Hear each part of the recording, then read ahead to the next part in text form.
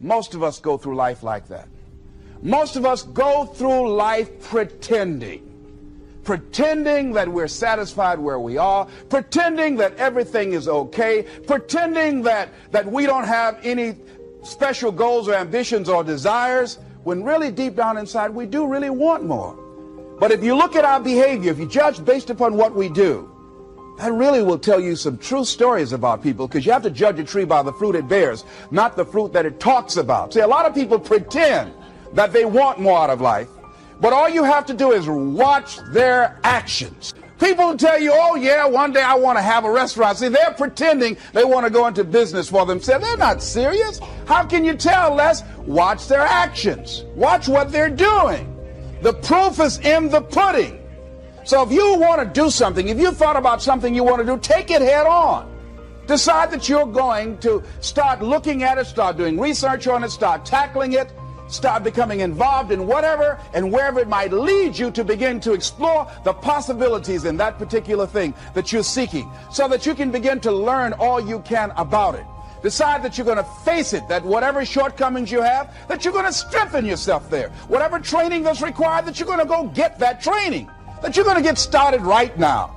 George Washington Carver would say, do what you can where you are with what you have, and never be satisfied. S.B. Fuller used to say, and you heard Joe Dudley talk about, always strive to be more than that which you are. Yeah, don't get satisfied with yourself. Always know that wherever you are, you can enjoy more, that you deserve more. But most people, you know what they do? Most people go through life quietly and safely, tiptoeing to an early grave. Find out what it is you want and go after it as if your life depends on it. Why? Because it does. People that have found their passion, people that found the things that they love, people that have found the things that they can pour their lives into, those people live longer. I was in New York and I had to do a seminar at a special church, and a guy by the name of Reverend Johnny Youngblood. And I said, how is it that you were able to build this big housing facility and got all of the various community and religious groups together to have this dwelling for 2,000 residents that were once homeless? How were you able to take on this responsibility? Wasn't it overwhelming? He said, the kind of work I do, he said, it's in me. I've got to live what's in me. And I think that's everybody's desire in life. You've got to live what's in you. Life is just too short and unpredictable. But what do we say? But there'll always be tomorrow. Oh no. There's no guarantees you're going to show up tomorrow. There are a lot of people who were here yesterday that they're not here today. There are a lot of opportunities that were around yesterday. They're not here today. Oh, you can wait, but you know what Abraham Lincoln said? Well, good things might come to those who wait, but only the things that have been left over by those who hustle. So who want to go through life picking up leftovers? You deserve much more than that. The leftovers is somebody has left you. So take it head on, begin to explore. Here's something else. Decide to do it now. Decide whatever you want to do, that you are now going to become actively involved right now, exploring the possibilities for you. That you're going to look at it and do just a little bit of it right now. When I decided to become a speaker, I didn't just quit my job and just ran out and say, I'm a motivational speaker. No. What I did was I decided to start looking at other people that were involved in the speaking profession. I volunteered to work with some speakers so that I could learn. Whatever you want to do, get your feet wet. Gain some experience doing some volunteer work in the area and find out whether or not this thing you want to do will fit for you. A friend of mine told me he wanted to have a restaurant. I said, have you ever operated a restaurant before? He said, no. I said, well, really, you don't even know if you want one. I said, what's your expertise? What do you bring to the table? He said, I can cook real good. I said, well, what about the management side? What about the business part of the restaurant? You're not going to be cooking all the time. Somebody's got to receive the money. Who's going to manage the personnel? He said, you got it right. You got a point there. So this guy got a job in a restaurant in the evening time on a part-time basis. After doing that for a while, he said, you know what? I think I just want to be a chef. He said, after working there, people didn't show up to work. He said, it's hard to find the help.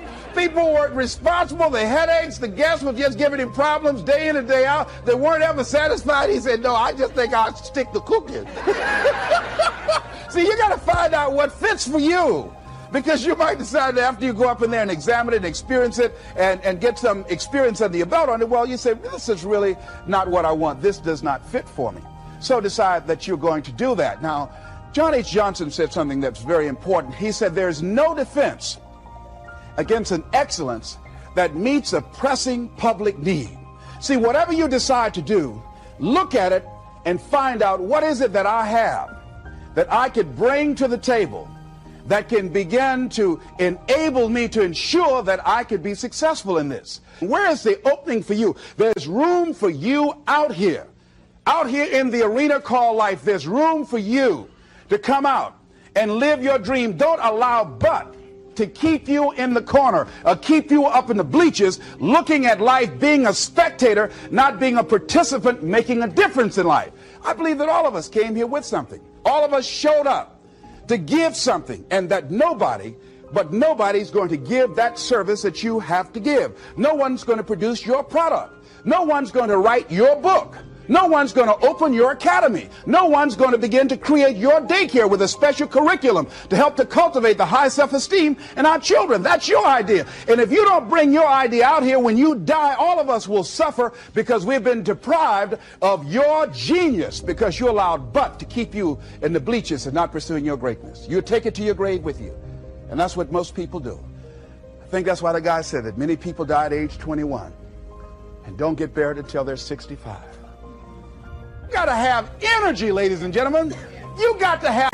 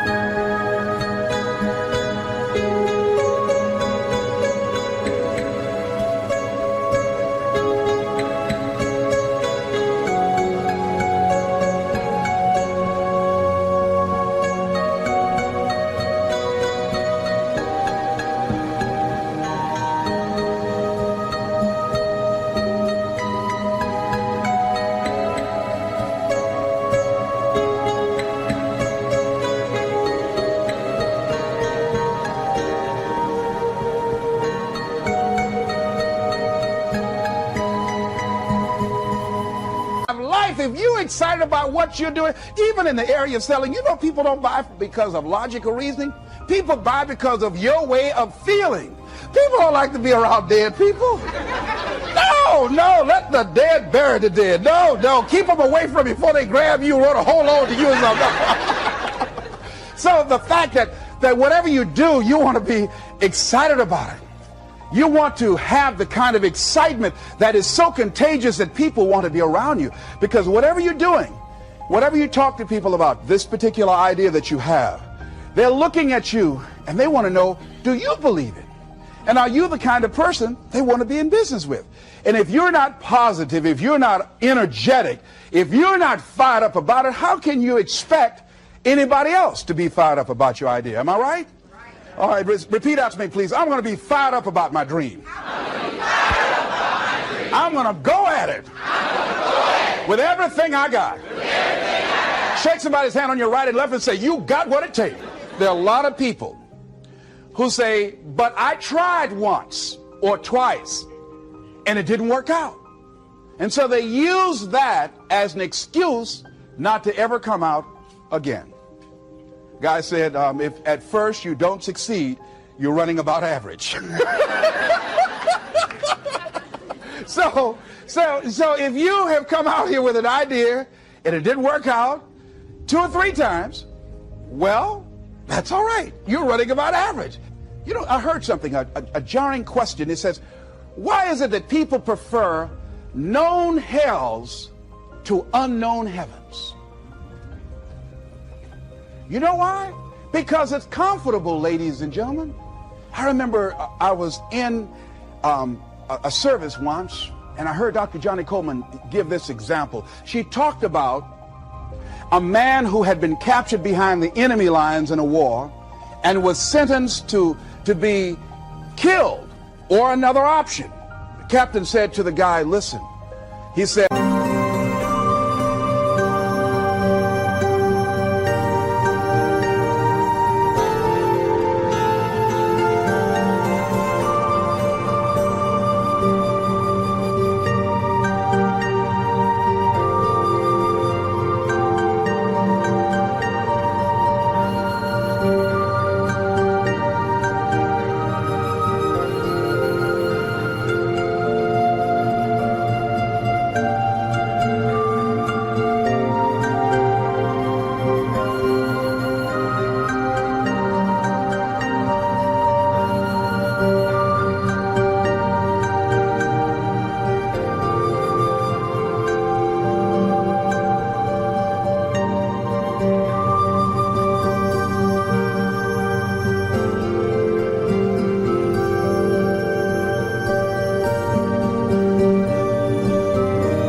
tomorrow morning at 6 o'clock, you can face the firing squad, or you can go out this door over here. And the guy said, what's out the door? He said, no one knows. All we can tell you is just unknown horrors. He thought, and the next morning he selected the firing squad. After the shots rang out, the captain's secretary said, what's beyond that door? And he said, freedom. But very few people would select to do it because it's unknown. See, a lot of people never live their dreams. A lot of people never do the things they want to do. A lot of people stay on jobs where they're miserable. I read an article called, Is Your Job Making You Sick? A lot of people, some of y'all know about that already here. So go on and say amen, it's all right.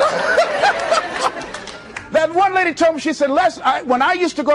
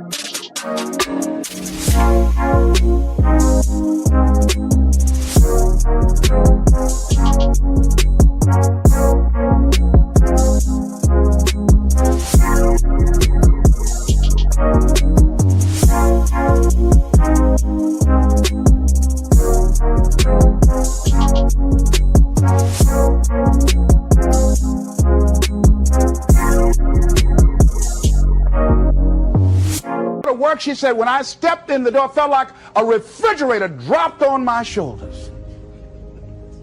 How many of y'all understand that kind of feeling? They were miserable, just hated to go after 60 minutes on Sunday afternoon. Or come Monday morning, my head used to throb. I just couldn't take it. Didn't want to go sometimes just for the heck of it. I just drive on by. I used to hate to go to work. Many of us choose an active living death. Many of us are walking dead. The walking dead. That we're not doing what we want to do. Many of us stay in relationships where we're dying together rather than growing and expanding and living together. We're miserable, but because we don't have the courage to see ourselves beyond that relationship that has turned toxic,